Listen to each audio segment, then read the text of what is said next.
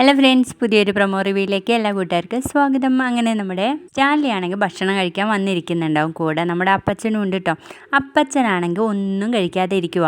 അന്നേരം സ്റ്റാൻലി ചോദിക്കുന്നുണ്ട്, അപ്പച്ചൻ എന്താ ഒന്നും കഴിക്കാതെ ഇരിക്കുന്നതെന്ന്. ഞാനേ ഇന്ന് ഉപവാസത്തിലാന്ന് പറയുമ്പോഴേക്കും നമ്മുടെ സ്റ്റാൻലിക്ക് അങ്ങ് ദേഷ്യം പിടിക്കും കേട്ടോ. കാരണം അലീനയോ ഉപവാസത്തിലാണ്.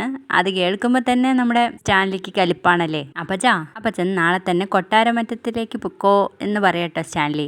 അപ്പോഴേക്കും നമ്മുടെ അപ്പച്ചനല്ലേ ആള്. അപ്പച്ചൻ പറയും, പിന്നെ നീ അങ്ങ് പറയുമ്പോഴേക്കും ഞാനങ്ങ് പോകാൻ വേണ്ടി നിൽക്കുവല്ലേ. എടാ എന്നാടാ നീയൊക്കെ വലുതായത്? എൻ്റെ മടിയിലിരുന്ന് അപ്പിയിട്ട് മൂത്രമൊഴിച്ചും ഒക്കെ കഴിഞ്ഞ് തന്നെയല്ലേ ഈ പ്രായം വരെ എത്തിയത് എന്നൊക്കെ ചോദിക്കുമ്പോൾ നമ്മുടെ ആൻ്റപ്പനും പൗലോസും അവിടെ നിന്ന് ചിരിക്കുവാട്ടോ. ഇവിടെ ഞാനും ചിന്നമ്മയും ഒറ്റക്കെട്ടാ. അവളോടൊപ്പം സമരം ചെയ്യാനേ ഞാനും ഉണ്ട്.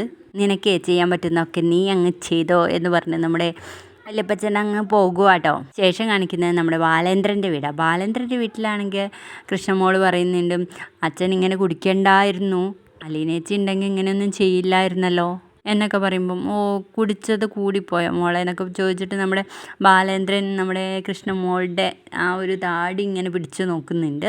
അങ്ങനെ വൈജയുടെ അടുത്തേക്കാണ് കേട്ടോ പോകുന്നത്. എന്നിട്ട് ചോദിക്കും, നീ നിൻ്റെ അഹങ്കാരം കൊണ്ടല്ലേ തവളയെ പോലെ 3-4 മാസം ആ ഹോസ്പിറ്റൽ റൂമിൽ ഇങ്ങനെ കിടക്കേണ്ടി വന്നതെന്നൊക്കെ ചോദിക്കുമ്പോഴേക്കും, ഇങ്ങനെ കുടിച്ചാൽ നിങ്ങളും ഹോസ്പിറ്റലിൽ കിടക്കേണ്ടി വരും എന്നാണ് കേട്ടോ നമ്മുടെ വൈജ പറയുന്നത്. അന്നേരം നമ്മുടെ ബാലേന്ദ്രൻ പറയുന്നുണ്ട്, ഇനി ആ ICUവിലൊന്നും കിടക്കാനില്ല. ഇനി എനിക്ക് എന്തെങ്കിലും പറ്റിക്കഴിഞ്ഞാൽ നേരെ എന്നെ മുകളിലേക്ക് എടുത്താൽ മതിയെന്ന്. അത് കേൾക്കുമ്പോൾ നമ്മുടെ വൈജയ്ക്ക് ആകെ സങ്കടമാവാണ് കേട്ടോ. അത്രയും കാണിച്ചുകൊണ്ടാണ് ഇന്നത്തെ പ്രൊമോ കഴിഞ്ഞിട്ടുള്ളത്.